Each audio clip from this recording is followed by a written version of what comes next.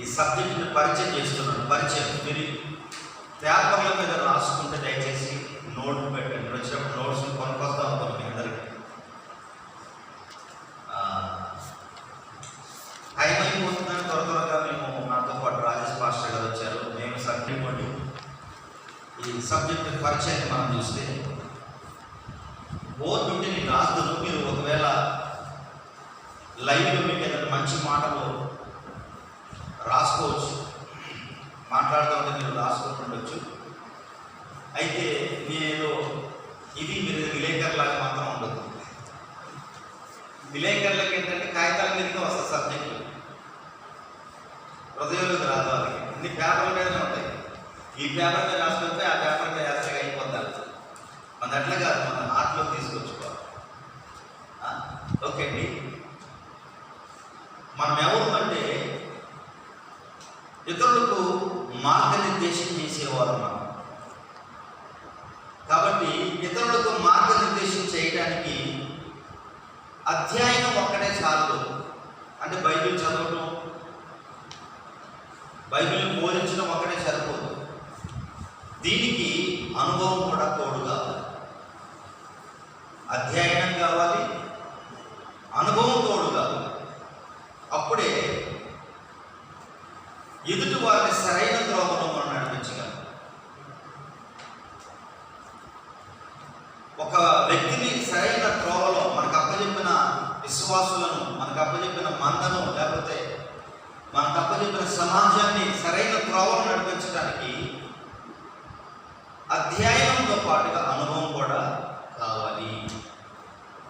అనుభవం ఒక్కటే సరిపోదు, అధ్యయనం కావాలి. అధ్యయనం ఒక్కటే సరిపోదు, అనుభవం కూడా కావాలి. అధ్యయనం ఒక్కటైతే ఒక సబ్జెక్టుని మనం అద్భుతంగా ప్రజెంట్ చేయొచ్చు, కానీ ఆ వ్యక్తిని ఇంటరాక్టివ్ చేయలేదు. బాగుంది సబ్జెక్ట్ అని చెప్పవచ్చు, కానీ అందులో నిలవలేదు. అనుభవం ఉన్న వ్యక్తి అయితే అనుభవంలో చెప్తాడు, కానీ లోతైన అధ్యయనంలోకి తీసుకెళ్ళలేదు. అందుకని రెండు చాలా అవసరం. అందుకే మనం అనుభవించకపోతే, మనం ఆచరించకపోతే, ఈ సత్యాలను మనం ఎంత బలంగా బోధించినా ప్రజల్లో మార్పును మనం చూడలేదు. స్టేజీలు బద్దలైపోతాయి, సౌండ్ బాక్సులు కూడా బద్దలైపోతాయి, టేబుల్ని పెట్టి బాది అసలు ఎంత గొంతుంటే అంత గొంతుతో వాక్యాలు చెప్తా ఉన్నాను.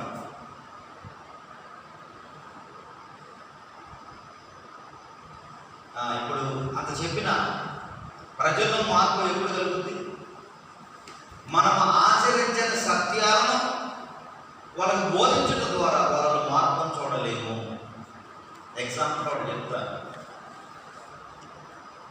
దశమ భాగంలో దశమ భాగం ఏమని మనకు నేర్పుతుంది లేఖనం.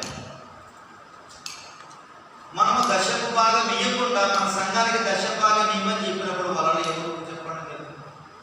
ప్రసంగాలు 100 ప్రసంగాలు చేసినప్పుడు ఒకటి దశమ భాగం ఇవ్వు. ఎందుకు మార్పు రాదు? మనం అనుభవించనిది ఏది, మనం ఆచరించనిది ఏది, మన సంఘం ఎట్లా ఆచరిస్తుంది? ఏమండి? అందుకే ఈ సబ్జెక్టు మనకి నేర్పుతుంది. ఫస్ట్ మనం, తర్వాత సంఘం. ఫస్ట్ మనం అనుభవించాలి, ఫస్ట్ మనం ఆచరించాలి, తర్వాత సంఘంలోకి వెళ్ళాలి. ఇది నేర్పుతుంది మనకి. అపోస్తలుల కార్యముల గ్రంథం 1వ అధ్యాయము 1-2 వచనాలు మనం చదువుకున్నట్లయితే, అపోస్తలుల కార్యముల గ్రంథం 1వ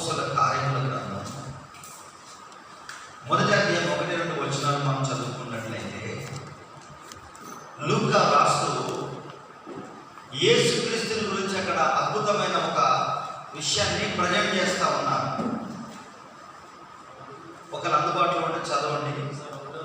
1వ అధ్యాయం 1-2 వచనాలు. ఓ థియోఫిలా, యేసు తాను ఏర్పరచుకున్న అపోస్తలులకు పరిశుద్ధాత్మ ద్వారా ఆజ్ఞాపించిన తరువాత ఆయన పరమనకు చేర్చుకొనబడిన దినము వరకు ఆయన చేయుటకును బోధించుటకును ఆరంభించిన వాటిని అన్నిటిని గురించి నా మొదటి గ్రంథము రచించుతుని.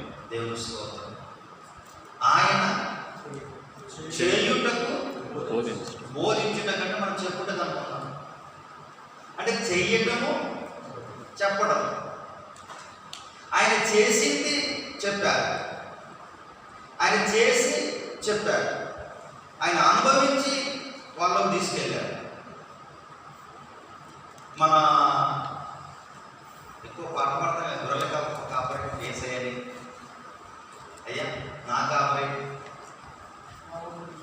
నా ఊపిరి అని పాట పాడతాం కదా. మనకు తెలుసు కాపరి ఆయననే. ఆ కాపరి ఎట్లా ఉన్నారు? చెప్పారు, చేశారు, చేశారు, చెప్పారు, చేశారు, చెప్పారు అని ఏదైతే చేస్తారో అదే చెప్తారు. ఆయన ఏదైతే చెప్తారో దాన్ని ఖచ్చితంగా చేస్తారు. ఇప్పుడు ఇక్కడికి రాండి. ఇక్కడ ఈ ఒక పాయింట్ మీరు ఒకసారి ఆలోచన చేయండి. ఇప్పుడు మనందరం, నేను కానీ మీరు కానీ, మనం చెప్పిందే చేస్తున్నామా? మనం ఏదైతే చెప్తున్నామో దాన్నే చేస్తున్నామా?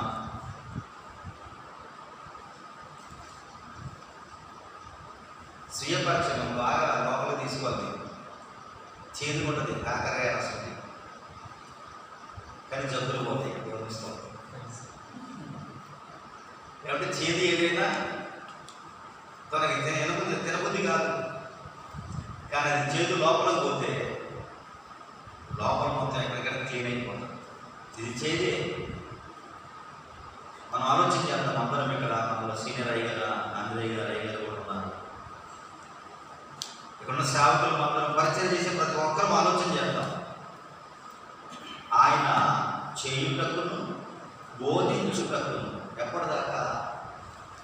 చనిపోయి తిరిగి లేచి వెళ్ళిపోయేంత వరకు చేశాడు. ఆరంభించిన దగ్గర నుంచి మధ్యలో ఎక్కడైనా టంగ్ స్లిప్ అయిన పద్ధతి లేదు, నోరు జాడింది లేదు, చెప్పకుండా చేసింది లేదు, చేయకుండా చెప్పింది లేదు.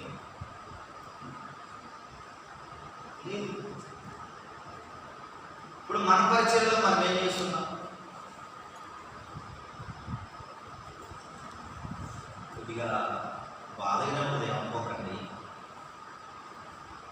నేనైతే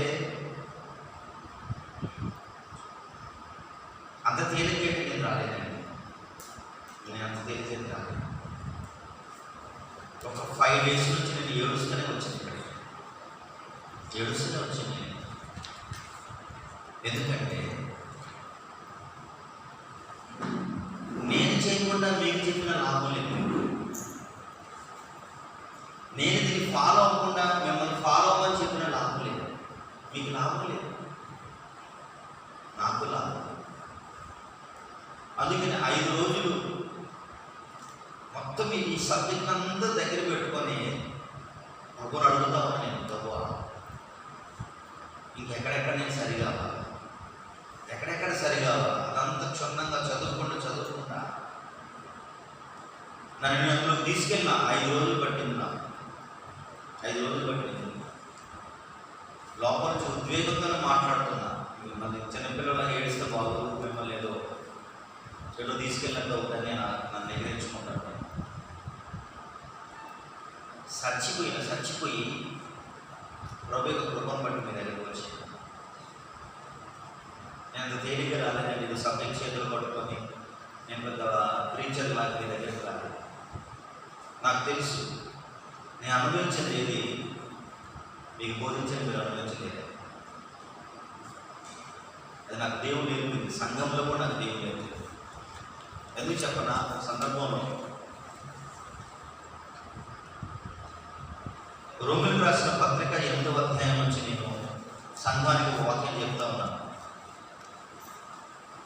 పరిశుద్ధాత్మ మనం ఎలాగో ప్రార్థన చేయవలను మనకు తెలియదు, కానీ పరిశుద్ధాత్ముడే మనలో ఉండి మూలుగుతాడు. ఎట్లా ప్రార్థన చేయాలో ఆ మూలుగులతో ఆయన ప్రార్థన చేస్తాడని రాసిపెట్టున్నది. అటువలే ఆత్మయు మన బలహీనతను చూసి సహాయం చేయుచున్నాడు.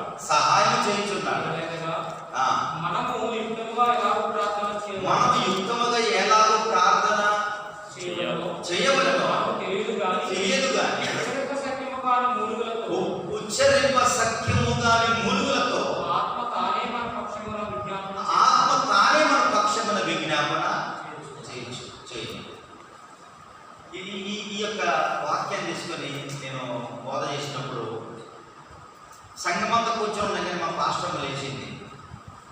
మా పాస్టర్ లేచి ఒకటే మాట అన్నది, పాస్టర్ గారు ఈ మాట నాలో జీవం కాలేదు, నాలో జీవం కాలేదు అంటే అర్థం ఏంటంటే మీరు దీన్ని అనుభవించకుండా నాకు చెప్పారు. సంఘస్థులారా మీకు ఎవరికైనా జీవమైందో మీ లోపల అడిగితే వాళ్ళు ఇంకా కలమోకాలు వేసుకుని చూశారు. పాస్టర్కి అర్థం కాకపోతే మాకే అర్థం లేదన్న ఆ పాస్టర్ ఏం చెప్పి తెలిసిన అనుభవించకుండా ఏది సంఘంలో నుంచి చెప్పదు. ఆ మూలుగులు ఎటువంటి నాకు చెప్పాను, ఆ మూలుగులు వింటే నువ్వు చెప్పేటువంటి ఇప్పుడు చెప్పండి. నీకు ఇట్లనే మనం ఏదో బోధిస్తాం, మనం అనుభవించి బోధించామా? చాలా బోధిస్తాం సంఘానికి, ఆచరించే బోధించామా సత్యాలు? ఎందుకు సంఘ బిడ్డల్లో మార్పు లేదు? ఈ రోజున సంఘస్థులకు భయం, భీతిని కొలిపి, భయాన్ని కొలిపి సంఘంలో ఉంచుకోవాల్సిన పరిస్థితులు ఏమో వస్తూ ఉన్నాయి. కొంతమంది నువ్వు చర్చికి రాకపోతే మరి నీకు చీకటి ఆవరిస్తుంది, నీకు దయ్యాలు పడతాయి, నీకు నష్టాలు కలుగుతాయి. అసలు వారు ఏ ఉద్దేశంలో దేవుని దగ్గరికి రావాలి, ఎట్లా ఎందుకు రావాలి? సంఘానికి భయపడి రావాలా? మనమందరం దైవసేవకులు. ఒక విశ్వాసి దేవుని మందిరానికి రావడానికి ఎటువంటి ఉద్దేశం అంతరంగంలో కలిగి రావాలి? ఎందుకు రావాలంటే మనకు తెలుసు, కొలది పద్ధతులు మనం వరాల గురించి మాట్లాడుతున్నప్పుడు చెప్తున్నాం. సంఘ క్షేమాభివృద్ధి ప్రతి విశ్వాసికి ముడిపడి ఉంది. నేను రాకపోతే మిగతా వాళ్ళకి క్షేమాభివృద్ధి లేదు, వారితో కలవకపోతే నాకు క్షేమాభివృద్ధి లేదు. ఎవ్రీబడి, ప్రతి బిలీవర్ అనుకోవాల్సింది. నేను లేఖనానుసారంగా మాట్లాడుతాను. ఈ రోజున నేను మందిరానికి రాకపోతే నా వల్ల వారికి క్షేమాభివృద్ధి లేదు, వారి వల్ల నాకు క్షేమాభివృద్ధి లేదు, నేను నష్టపోతాను లేదా వారు నష్టపోతాను అనుకుని వచ్చేవారు ఏమన్నా? ఇంత ఫీలింగ్స్తో ఉండేవాళ్ళు ఎవరు?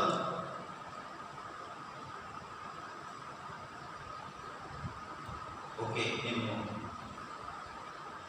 ఇంకా మనకి ఎబ్రీ పత్రిక 11వ అధ్యాయం 4వ వచనం కూడా ఎంతోమంది విశ్వాస వీరులు మన ముందున్న వారు కూడా ఒక మాట చదువుకొని మనం ఈ పరిచయాన్ని ముందుకు తీసుకెళ్దాం. ఎబ్రీ పత్రిక 11వ అధ్యాయం 4వ వచనం మనం చదివితే, విశ్వాసమును బట్టి హేబేలు కయీను కంటే శ్రేష్టమైన బలి దేవునికి అర్పించను.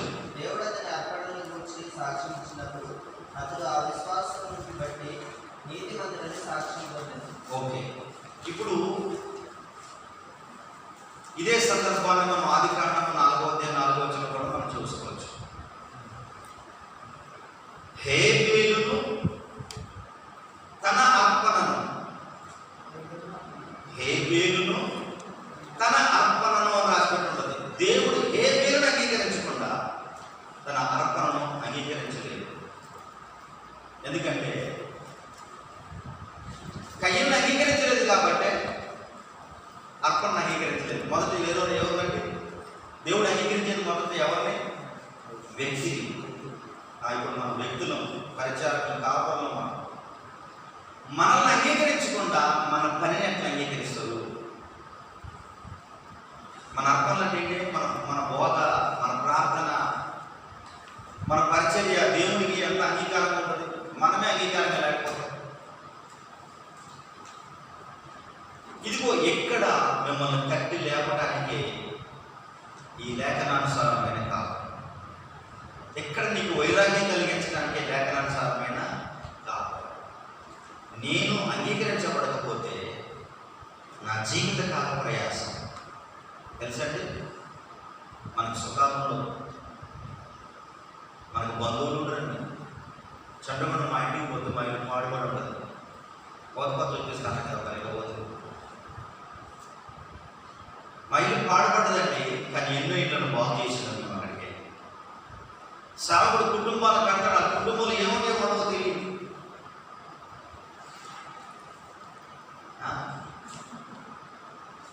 ఇట్లాంటి పరిస్థితి మనది. ఒక జీవితకాల ప్రయాస, సుఖ సంతోషాలు ఉండక, బంధువులతో అనుబంధాలు ఉండక, వాళ్ళ పెళ్ళిళ్ళకి పోతారు, వాళ్ళ ఎంజాయ్ ఉండదు. వాళ్ళ పెళ్ళిళ్ళు డీజే ముందు డ్యాన్స్ చేస్తారు, మనం వేస్తామా? లోపల ఏమనిపిస్తుంది ఒకసారి ఫీలింగ్, లోపల నుంచి బయటికి రాని డ్యాన్స్కి అయితే అనిపిస్తుంది నేను పాస్టర్ని కాకపోతే. ఎవడో పరుషమైన రోషం కలిగిన మాట అన్నాడు, లోపల ఉడుకుతాను నేను పాస్టర్ని కాకపోతే వాడు నీకు వదిలేదు. కానీ మన పాత వ్యక్తి బయటకు వస్తా ఉన్నాడు అన్నమాట. ఎందుకు తగ్గించుకున్నాం, ఎందుకు ఉంచుకున్నాం? ఏమండి, ఒక అన్యుల్లాగా, ఒక లోక సంబంధిలాగా ఎందుకు నువ్వు బిహేవ్ చేయలేదు? నీ సమర్పణ, జీవితకాలకు సమర్పణ తెలుసా అయ్యా? జీవితకాలకు సమర్పణ.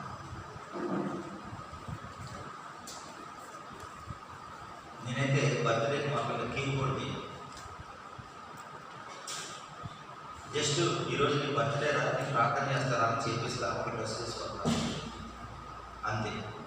వాళ్ళు అడుగుతూ ఉంటారు, డాడీ ఎందుకనంటే వాళ్ళు క్యాటింగ్ చెల్లించుకుంటున్నారు, వాళ్ళు ఏదో వద్దు కొట్టుకుంటున్నారు, వాళ్ళకి డెకరేషన్ చేసి అద్భుతంగా ఉంచుకుంటున్నారు. మరి వాళ్ళు మనం పిలిచి వాళ్ళకి మనకి భోజనం అరేంజ్మెంట్ చేస్తారు, చికెన్ అలాంటివి చేస్తున్నారు. మనం చేయించుకున్న డాడీ ఇలాంటి మా పిల్లలు చెప్పిన నేను డబ్బులు ఖర్చు చేసే విధానం నా సంఘం చూస్తే వాళ్ళకి ఎక్కువ ఖర్చు చేస్తాను. నేను మాదిరి, నేను ఎట్లా ఉండాలో అట్లా వారికి కనపడాలి. నా పిల్లలకి నేను అనేది చేయలేను, నేను చేయలేను, చేస్తాను. ఒకరోజు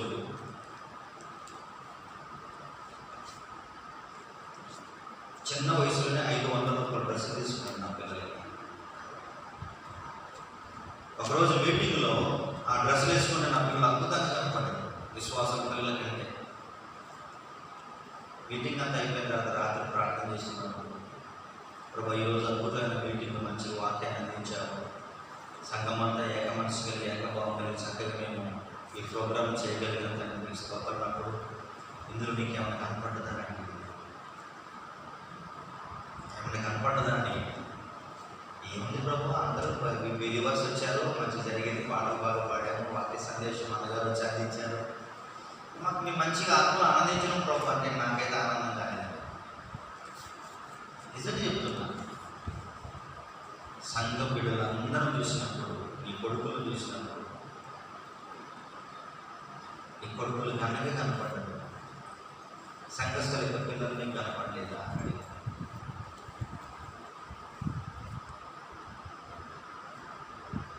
వాళ్ళు ఎండకి ఇంటి వానగా కలిసి రూపాయలు తీసుకొచ్చి నీ చేతులు పెడితే ఏ డబ్బుతో నువ్వు ఈ లగ్జరీ, ఏ డబ్బుతో అంత దొంగతనానికి నీ పిల్లలు ఉంచినావు అంటే తక్కువ కొంచెం మనం ఉంచుకోమని కాదండి మరలా. కానీ మన పరిధులను మనం ఎందుకు కంట్రోల్ చేసుకుంటున్నామంటే జీవితకాలపు ప్రయాస గురించి చెప్తున్నాను, ఆలోచించాలి. మనం అనుభవించి ఇతరులకు బోధించాలన్న భారంలో ఆ భారాన్ని మీరు పెట్టడానికి ఈ యొక్క వాక్యానుసారమైన కాలం లేదా లేఖనానుసారమైన కాలం. అయ్యా దీని గురించి నువ్వు ఏదైనా అనుభవించింది బోధించు, అనుభవించకుండా బోధిస్తే మార్గం చూడలేదు, ఫలితాన్ని చూడలేదు ఏదైనా. అందుకే మనం పరిశీలన చేయొచ్చు. అపోస్తల కార్యముల గ్రంథంలో 20వ అధ్యాయం 28వ వచనాన్ని, క్రీస్తు రక్తము చేత తన స్వరక్తము చేత సంపాదించిన సంఘం, అది మన సంఘం కాదు, మనకు అప్పచెప్పిన మంద మనది కాదు, కాబట్టి మనదన్నట్టుగానే మనం పనిచేయాలి. పని అట్లా చేయాలి కానీ సొంత మంద కాదు. అక్కడ ఉంటుంది, దేవుడు తన స్వరక్తం ఇచ్చి సంపాదించిన తన సంఘమును కాయుటకు పరిశుద్ధాత్మ మిమ్మును దేని యందు అధ్యక్షులుగా ఉంచెనో ఆ యావత్తు మందను గూర్చి మీకు అప్పగించిన మందను గురించి జాగ్రత్త పడండి అని మాత్రమే చెప్పలేదు, వాళ్ళు మన గురించి మన కూడా ఇంక్లూడ్ చేశారు. ఈ రోజున మన గురించి జాగ్రత్త తీసుకునే పరిస్థితి మనకు లేదు. మందల గురించే స్వీయ పరీక్షలో ఎక్కువ మన గురించి మనం ఆలోచన చేస్తాం. అక్కడికి వచ్చినప్పుడు కొంచెం వైరాగ్యంలోకి వెళ్తాం అనిపిస్తుంది నాకు. ఇప్పుడు పరిచయం మాత్రమే, ఇది ఎందుకు మనకి అనేది పరిచయం మాత్రమే. జేసీ రైల్ అనేటువంటి భక్తుడు ఉన్నాడు. 1800 కాలంలో, క్రీస్తుకం 1800 కాలంలో ఆయన సేవకునిగా జేసీ రైల్ అనేటువంటి సేవకులు ఉన్నారని బుక్స్ అద్భుతంగా ఉంటాయి. ఆయన సేవ పరిచయం సాక్ష్యం అద్భుతంగా ఉంది. ఆయన ఒక గొప్ప సేవ చేయడానికి ఆయనకి ఒక రోల్ మోడల్ లోకంలో ఒక సేవకులు ఉన్నారు. ఆయన ఎవరంటే బాక్స్టర్, రిచర్డ్ బాక్స్టర్ అనేట. ఈ రిచర్డ్ బాక్స్టర్ అనేట ఆయన గురించి చెప్పిన సాక్ష్యం ఏంటంటే, సేవకులందరిలోకెల్లా విజయవంతమైన సేవకుడు అని ఎవరన్నా తెలవాలి అని అంటే రిచర్డ్ బాక్స్టర్ గారు. ఇప్పుడున్న సేవకులను కొల తీసుకున్నాం.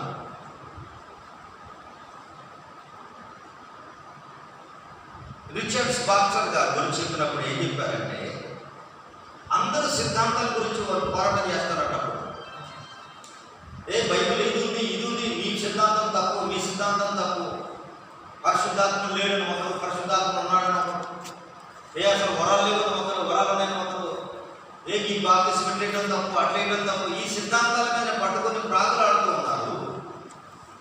ఇంకా పరిచర్య విధానాలు ఎట్లా చేయాలి, అట్లా చేయాలి, మీ పరిచర్య తప్పు, మీరు చేసే విధానమే తప్పు అని చెప్పేసి మీరు అందరూ కొట్టుకుంటా ఉంటే ఏం గారు ఏం చేసేవారంటే, వీళ్ళందరూ వీటిలో వాదాల్లో తనుమునకలై వీళ్ళు సేవకులందరూ కూర్చొని వాదించుకుంటా ఉంటే ఈయన ఇంటింటిని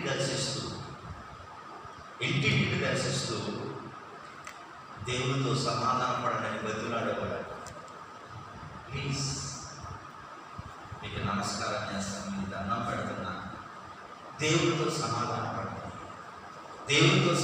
పడండి అని దేవుడి ప్రేమల గురించి చెప్తా ఉంది. మిగతా బ్యాచ్ అంటే ఏంటి, అప్పట్లో ఉన్నారు రాజకీయాల్లో ఉన్నారు. ఇప్పుడు కూడా మనకి ఇప్పుడు మంచి ఛాన్స్ గుడి పెడుతున్నారు, ఛాన్స్ వచ్చింది. మనం అసెంబ్లీలో క్రైస్తవుల పక్షాన మనం పోరాడడానికి మనకు ఒక నాయకుడు కావాలి.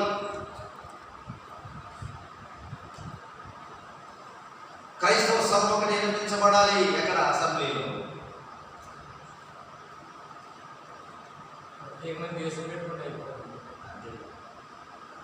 అంటే దేవుడేం పట్టించుకోడు, ఆయన నిద్రపోతున్నాడు, ఆయనకు అసలు ఏం తెలియదు, ఆయనకు అసలు ప్రణాళికే లేదు మన పట్ల.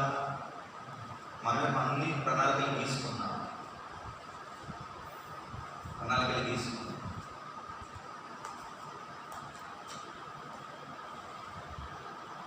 ఓకే అండి, మళ్ళీ పోతే మన లోపల పోతున్నట్టు అవసరం లేదు. అందరూ చాలామంది సేవకులు రాజకీయాల్లోనూ, రాజకీయ పనుల్లోనూ, లేదా సొంత కార్యాల్లోనూ మునిగిపోయి ఉంటే, రిచర్డ్ బాక్స్టర్ గారు సిలువ వేయబడిన జీవితాన్ని కలిగి ఉండి ప్రతిదినము సువార్తను ప్రకటిస్తూ ఉన్నాడు. సిలువ వేయబడము అంటే కోరికలు లేవు, ఇష్టాలు లేవు, ఒకటి కోరుకుంది ఏంటిది? దేవుని పక్షాన విశ్వాసం కానీ, లేకపోతే రక్షణ లేని వాటిని కానీ బతిమలాడుకోవటమే.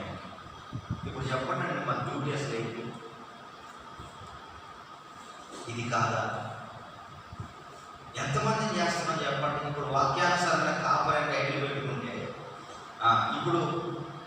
ఇప్పుడు ఆలోచన చేద్దాం. ఇప్పుడు ఈ విషయం ఒక ప్రశ్న వేసుకుందాం. ఒకదాన్ని సిలువ వేయబడిన జీవితం కలిగిన వారమే మనము.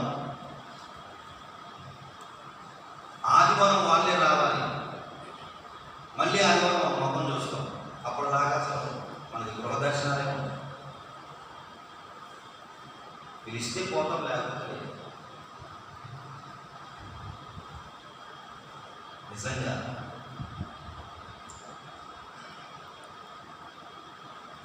కొన్ని సంవత్సరాల కింద ఒక సంఘటన జరిగింది, దాన్ని నేను ముగిస్తున్నాను.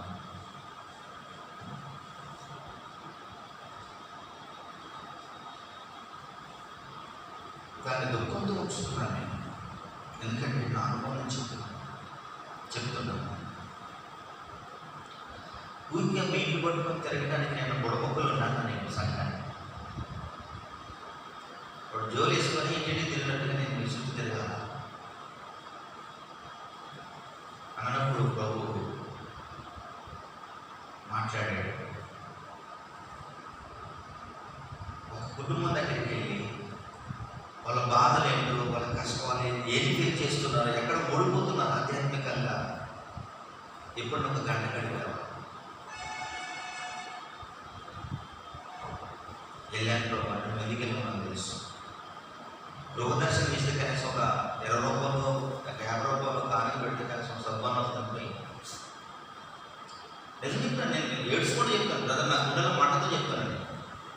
అది మీరు కాదు, నేను వెళ్ళినట్టు ఒక నాకులాగా మీరు ఎవరైనా వెళ్తే మన మొత్తం ఒక డ్యాన్స్ అందుకే మొత్తం ఇంకా పువ్వు చేసింది. ఒకరోజు పొద్దున్న ఇంటికి వెళ్ళానండి. ఎందుకు వెళ్ళానండి, వెళ్ళమ్మా సొరకాయలు కావాలని అనలేండి. నేను చెట్టు బాగా కాసింది కానీ సొరకాయలు అన్నాను. దేవుడు మిమ్మల్ని ఆశ్రయించి సొర చెట్టుని బాగా వేచి కాయలు కూడా బాగా కాసినట్టుగా దేవుడు కృప చూపించినాను. కానీ ఆమెకు అర్థమైంది ఆశగా సొరకాయ కావాలి. ఎందుకు పోయినా నేను ఆ గృహాన్ని ఎందుకు దర్శించండి. వాళ్ళ కష్టం ఏముంది, వాళ్ళ పిల్లలు ఎట్లున్నారు, వాళ్ళ అంతరంగంలో వాళ్ళ బాధ ఏది పే చేస్తున్నారు, ఏ సమస్యను వాళ్ళు ఎదుర్కొంటున్నారు, ఆధ్యాత్మికంగా ఎక్కడ నిలబడలేకపోతున్నారు, నేను ఏమేమి అడగలేకపోతున్నాను. రిచర్డ్స్ బాక్స్గా చేసిందండి. అదే ఏం చేశారు వాళ్ళు అడిగారన్నమాట. మేము మంచి మంచి సదస్సులు పెట్టుకుంటా ఉంటాం, నువ్వు ఏం చేస్తానయ్యా, పెద్ద పెద్ద కోటి మనవాడు దయసేవని పెద్ద ఫీల్ అవుతున్నావా, ఉంటే నువ్వు ప్రార్థన కలిగి లేకపోతే నీ ఇంట్లో కనపడదు, ఇది నీకు సమాజం లేదు, అయ్యగారితో సావాసం కూడా నీకు లేదు, నువ్వు పెద్ద మనగడం అనుకుంటాను. అంటే నా ప్రభు చేసిందంటే నేను చేసేది. ఆయన ఉంటే ప్రార్థనలో ఉన్నారు, ఉంటే ప్రజల్లో ఉన్నారు.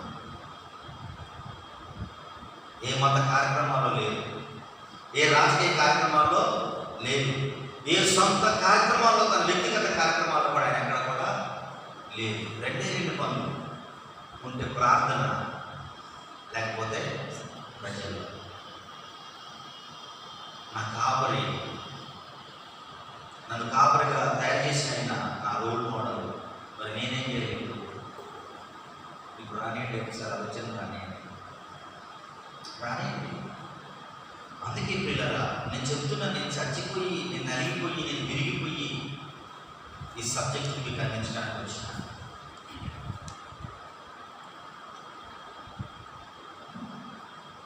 గమనించుదాం, ప్రభు మనకి మంచి మాదిరి ఉండగా ఈ రోజున మన సొంత విషయాలతో మునిగిపోతూ దేవుడి ఉద్దేశానుసారంగా వాక్యానుసారంగా మనం పరిచయం చేయనప్పుడు మనకి ఏం జరుగుతాయండి? ఏమొస్తాయి చెప్పండి? మన ప్రవర్తన సరి చేసుకున్న దేవుడికి భయపడి అందరిలాగా స్త్రీలను అసభ్యంగా చూడటము, లేదా దొంగతనాలు చేయటము, లేదా లోకానుసారంగా తాగి తిరగటం, ఇలాంటి చేయడానికి చేయలేము. సావుకులం కాబట్టి కట్టడి చేసుకున్నాం. ఆ ప్రవర్తనతో ఒకరు పరలోక రాజ్యం పోవచ్చేమో. కానీ బహుమతులు తీసుకున్న వారిలో చూస్తున్నప్పుడు ఎట్లా అనిపిస్తుంది? మనకు ఎట్లా అనిపిస్తుంది? సిగ్గు అనిపించదండి. కానీ వాక్యానుసారమైన కాపురి దేవునితో ఉన్నతమైన బహుమానాలు తీసుకుంటారు, ఉన్నతమైన బహుమానాలు తీసుకుంటారు. కాబట్టి ప్రియులారా జ్ఞాపకం చేసుకుందాం. మరొకసారి చదువుకుందాం. అపోస్తలుల కార్యముల గ్రంథం 20వ అధ్యాయం 27వ వచనం ఒకసారి మనం చూస్తే, దేవుడు తన స్వరక్తం ఇచ్చి సంపాదించిన తన సంఘమును కాయుటకు పరిశుద్ధాత్మ మిమ్మల్ని దేనితో అధ్యక్షులుగా వచ్చాను. ఆ యావత్తు మందను గురించి నీ మట్టుకు మిమ్మల్ని గురించి జాగ్రత్తగా ఉండు. జాగ్రత్తగా ఉండండి. మందన జాగ్రత్తగా ఉండమని చెప్పడం మనకి అలవాటు. మన గురించి మనం జాగ్రత్త పడటం మనకు అలవాటేనా?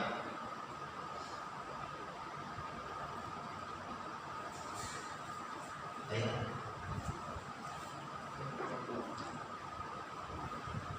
అందుకే ప్రవక్త యొక్క పౌరుషాన్ని కాపరిగా సంఘం పట్ల మనకున్నటువంటి శ్రద్ధను ఈ వాక్యానుసారమైన కాపరి లేదా లేఖనానుసారమైన కాపరి నేర్పుతుంది. ఏం నేర్పుతుంది? ప్రవక్తలాగిన పురుషులు తీసుకొస్తారు. సంఘం పట్ల ఉన్నటువంటి శ్రద్ధ, ఎటువంటి శ్రద్ధను మనం కలిగి ఉండాలనేది మనకు నేర్పుతుంది. తిమోతి 2వ పత్రిక తిమోతిగా పేతురుగా రచించిన పత్రిక 2వ పత్రిక 3వ అధ్యాయం 2వ వచనాన్ని మనం చదువుకున్నట్లయితే పేతురు గారు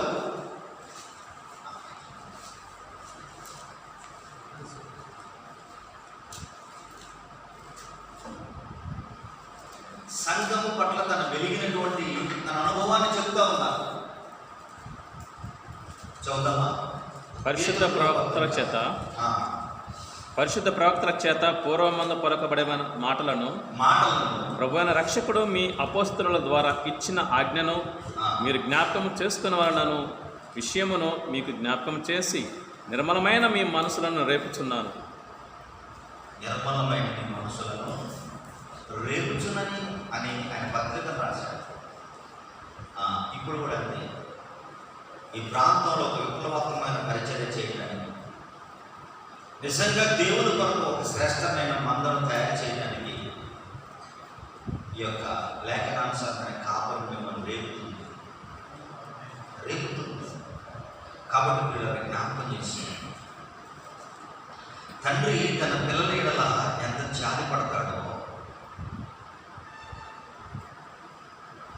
నీ పిల్లల ఎడల ఎంత జాలి పడతావో నీ సంఘ బిడ్డల ఎడల అంత జాలి పడవేనా? పడ్డారా? మన పిల్లలకి ఏదైనా బలహీనత కలిగితే ఎంత లోపల ఉడికిపోతాం. సింపుల్గా మాట్లాడితే వాళ్ళకి ఒక మాట అనేస్తాం. భారంతోనో భారం లేకనో ప్రార్థన అయితే చేస్తాం. ప్రార్థన చేసి ఏం కాదు లేకమ్మా, దేవుడు చూసుకుంటాడు, ఏం కాదులే దేవుడు చూసుకుంటాడని ఏనాడన్నా మన పిల్లల విషయం అనుకోగలిగినాం. అదేనండి. అందుకే కాపరిగా క్రీస్తునామములో తల్లి ప్రేమించే ప్రేమను సైతం మించి ప్రేమించాడు ఈసారి. ఈ కాపరిగా మనం కూడా వాళ్ళ తల్లి ప్రేమించే ప్రేమను సైతం మించిన ప్రేమను పంచేటువంటి వ్యక్తులంగా మనం ఉండగలిగేటట్టుగా మన తల్లి ఉంటుంది. కాబట్టి జ్ఞాపకం చేసుకోండి. మన విశ్వాసులు మనం చూసినప్పుడు వారికి ఏం గ్రహిస్తారు? ఇప్పుడైతే మన గురించి వాళ్ళు బాగా ఆలోచన చేస్తే ఒక ప్రశ్న అయ్యండి, నేను దేని గురించి శ్రద్ధ తీసుకుంటున్నాను, శ్రద్ధ వహిస్తున్నాను అని మీరు నా ఎడల గ్రహిస్తున్నారు అని అడిగితే,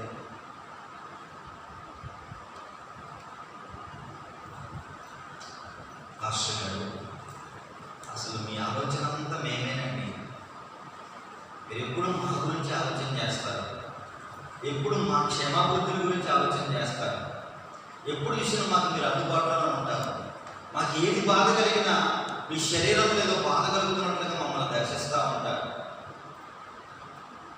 అసలు మాకు వచ్చే కష్టాలు బాధలని మీరుగా భావించి మీరు స్వీకరిస్తారు.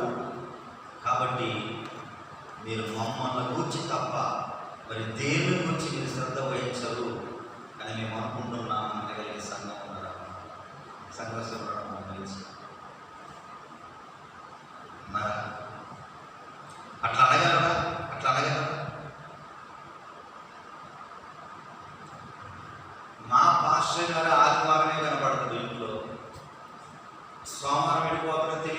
మంగళవారం వెళ్ళిపోతుందో తెలియదు, బుధవారం వెళ్ళిపోతుందో తెలియదు. మా అమ్మగారికి కంటికి కనపడదు, మాకేం కనపడుతుంది. మా అయ్యగారికి ధనం మీద లేదు, మా అయ్యగారికి ఘనత మీద లేదు, మా అయ్యగారికి హోదా మీద లేదు శ్రద్ధ. మా కాపురికి నా మీదనే, మా మీదనే శ్రద్ధ ఉన్నది అని చెప్పగలిగే వాళ్ళు ఎంతమంది ఉన్నారు మా విశ్వాసం. అట్లా ఆ సర్టిఫికెట్ మనం పొందుకోగలిగే వాళ్ళు ఎంతమంది ఉన్నారు? పరిచయంలో చివరి వచ్చిన చదివి మనం ముగించుకున్నాం. పరిచయాన్ని ముగించుకున్న ప్రతి పరిచయమే. సబ్జెక్టుని ఏమున్నదనేది పరిచయం చేస్తున్నాం, సబ్జెక్టులోకి వెళ్ళలేదు మనం.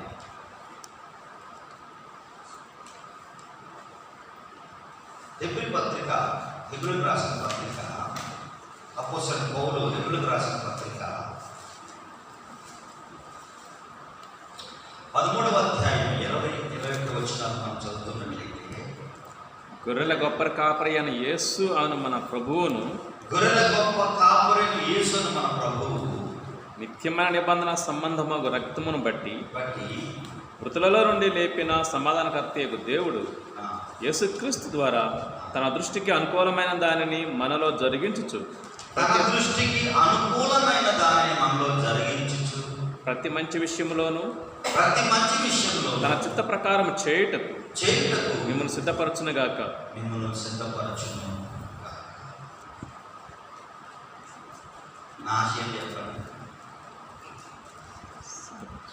ఈ సబ్జెక్టులో ఉన్న విధంగా దేవుడు మిమ్మల్ని సిద్ధపరచాలని ఆశ. అంతే, నేనేం కోరుకోవట్లేదు.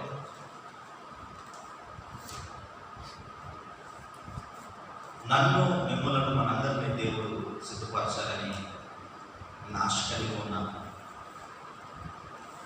ఒక 5 నిమిషాలు మనం అటు ఇటు కదిలి మనం సబ్జెక్టులకు మంచి ఆలోచన కొంచెం అటు కదులుదాం.